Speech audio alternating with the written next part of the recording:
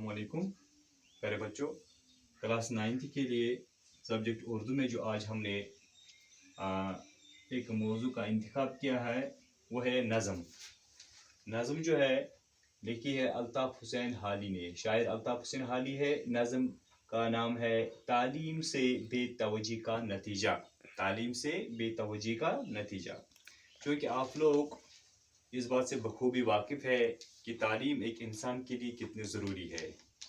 चाहे वो कोई भी शख्स किसी भी कौम में हो, उसके लिए तालीम हासिल करना निहायत ज़रूरी है, तभी वो कामयाब हो सकता है।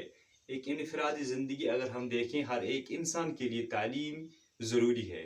जब हम इज्तिमाई सूरत में देखें, एक कौम की हालत देखें, तो कौम वही तरक्की करता है जिस कौम में तालीम याफ्ता लोग मौजूद हों।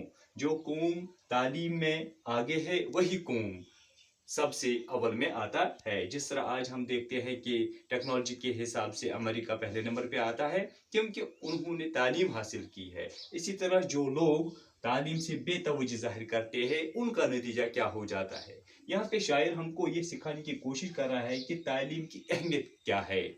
तालीम से बेतवज्जी का नतीजा यानी जिन कौमों ने, जिन बादशाहों ने तालीम से बेतवज्जी जाहिर की है, उनकी बादशाहत ख़त्म हो गई है।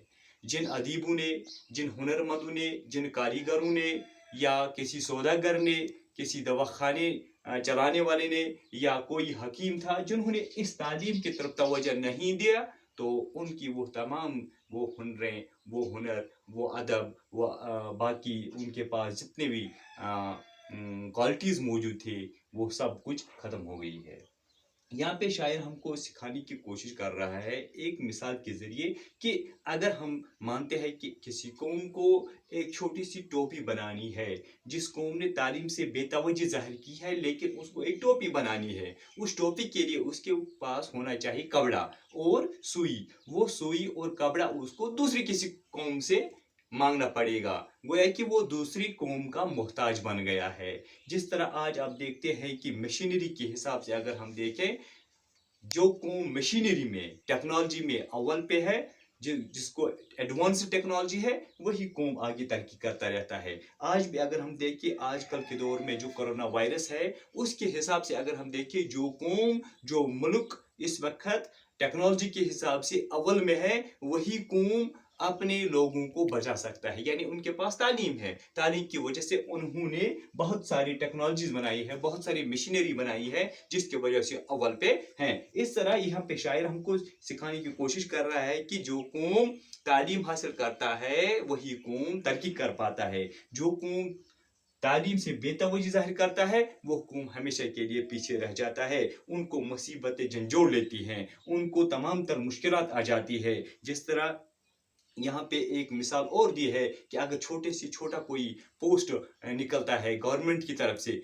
उसके लिए तालीम याफ्ता होना ज़रूरी है। यहाँ पे उनने एक मिसाल हमको दिखाई है कि अगर कोई एक फौजी हमको भर्ती करना है, जब हमने वहाँ पे लाइन लगाई है, लाइन में देखते हैं जो कोई नाख्वानदा है, जो अनपढ़ है, जिसने पढ़ा लिखा ना हो, उसको बाहर निकालते थे। फिर कोई 10th पास है, 12th पास है वगैरह जो कुछ है, जिसने थोड़ा बहुत तालीम हासिल की है, उसको फौज में दाखिल करते हैं। यहाँ पे शायर हमको ये सिखाने की कोशिश कर रहा है कि तालीम इंसान के लिए कितनी ज़रूरी है। चाहे वो कोई भी काम हो, कोई कारीगर हो, सौदागर हो, हुनरमंद हो, डॉक्टर हो या बाकी कोई भी पेशावर हो, उसके लिए तालीम ज़रूरी है। जब उसके पास तालीम है तभी वो अपने लिए, अपने घर के लिए, अपनी कौम के लिए तरक्की याफ्ता साबित बन सकता है। तो बच्चों, यहाँ पे आपको इस नज़म में शायर ने 2-3 सवाल दिए हैं, जैसे कि तालीम की कद्र कीमत क्या है। ये आप खुद लिख सकते हैं कि तालीम की कद्र कीमत क्या है। ये सीधी सी बात है कि तालीम की कद्र कीमत जो है वो हम गिन नहीं सकते, वो ला इंतहा है।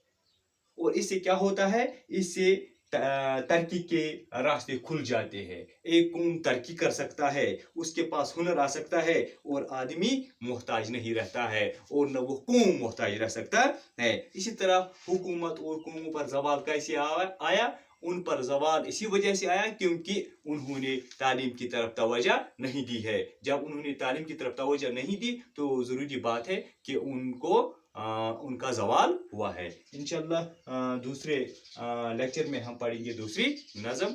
تو آپ غور سے اس کو دیکھ لیجئے، سن لیجئے. اگر آپ کو کہیں پہ بھی کوئی مشکلات ہو تو آپ مجھے بتا دیجیے. شکریہ.